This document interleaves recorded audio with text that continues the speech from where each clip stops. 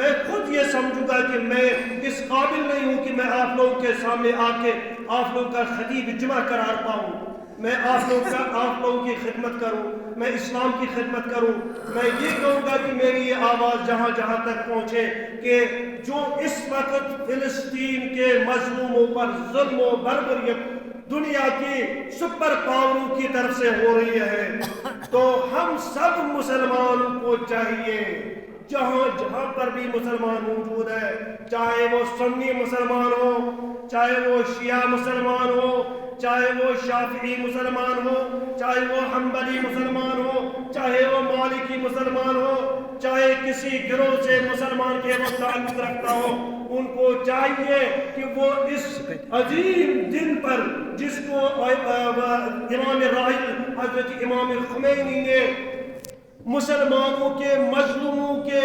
لیے مخصوص کر رکھا ہے، اس دن نکلے اور ظلم و بربریت کے خلاف احتجاج کریں، ظلم و بربریت کے خلاف اپنی زبانیں کھولیں، اپنے احتجاج بلند کریں، اپنے ہاتھوں کو بلند کریں، اپنی آنکھوں کو بلند کریں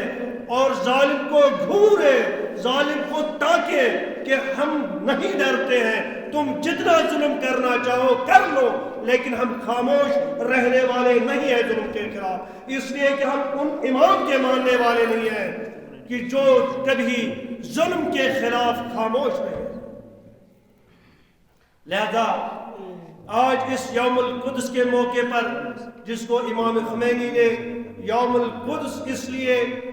نام رکھا ہے کہ آج کے دن جو 1948 میں صہیونیت کی ایک بدترین بستی آ کے فلسطین میں رہنے لگی اور بیت المقدس پر آہستہ آہستہ سے انہوں نے قبضہ جما لیا ہے، اور آج بھی ان کا یہ نعرہ ہے کہ بیت المقدس ہمارے قبضے میں دو اور فلسطین کے مسلمانوں کے لیے مخصوص جگہ رکھو جہاں پر وہ زندگی گزارے۔ اور اس بارے میں اس وقت امام خمینی رضوان اللہ تعالی نے ارشاد فرمایا ہے کہ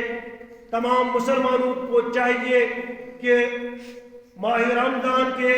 آخری جمعہ جو جمعۃ الوداع کے نام سے یاد کیا جائے گا، اس جمعے کو تمام مسلمان مساجدوں سے، امام بارگاہوں سے، مقدس مقامات سے اجتماع کی صورت میں نکلے اور اسرائیل اور صہیونیت کے خلاف، امریکہ کے خلاف، برطانیہ کے خلاف، جو یورپین ممالک ہیں جو اسلام کے خلاف اس وقت اپنی سازشیں رچائے ہوئے ہیں، ان کے خلاف نکلیں اور بولے، بلند آواز سے بولے، نعرے بلند کریں، ہاتھوں کو بلند کریں اور اسرائیل کے ہمدردوں کے خلاف ایک مکمل اور محکم احتجاج کریں۔ یہ امام خمینی نے اس دن کو مقرر کیا ہے، یہ امام خمینی نے نہیں کیا ہے بلکہ امام خمینی نے کس سے لیا ہے؟ امام خمینی نے یہ کربلا سے حاصل کیا ہے، جہاں پر 72 کی تعداد تھی افراد کی کل تعداد 72 تھی، لیکن 72 کی تعداد کبھی ظلم کے خلاف خاموش نہیں رہی، انہوں نے اپنی گردنیں کتمانا برداشت کیا لیکن ظلم کے خلاف خاموش نہیں رہے۔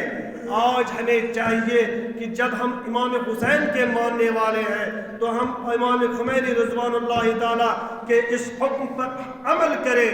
نکلے سڑکوں پر اور اس ظالم حکومت کے خلاف احتجاج کریں۔ یقیناً اگر ہم پر ظلم ہوگا ہمیں گرفتاری دینی پڑے گی، کوئی فکر نہیں ہے۔ جب حسین ابن علی اپنی گردن کٹوانے میں کوئی جھجک نہیں کیا تو ہم کیسے اپنی معمولی احتجاجات پر جو ہماری معمولی سی گرفتاری ہو رہی ہے اس کو ہم برداشت نہیں کر سکتے ہیں؟ یہ کیسے مسلمان ہیں جو یہ بھی کہہ رہے ہیں کہ ہم حسین کے ماننے والے ہیں، جو یہ بھی کہہ رہے ہیں کہ ہم محمد رسول اللہ کے ماننے والے ہیں، اور جب ظلم سامنے آتا ہے تو خاموشی اختیار کرتے ہیں؟ نہیں، خاموشی کسی بھی صورت میں اب اختیار نہیں ہوگی، کبھی ہم خاموش نہیں رہ سکتے ہیں جب تک اسرائیل کی صہیونی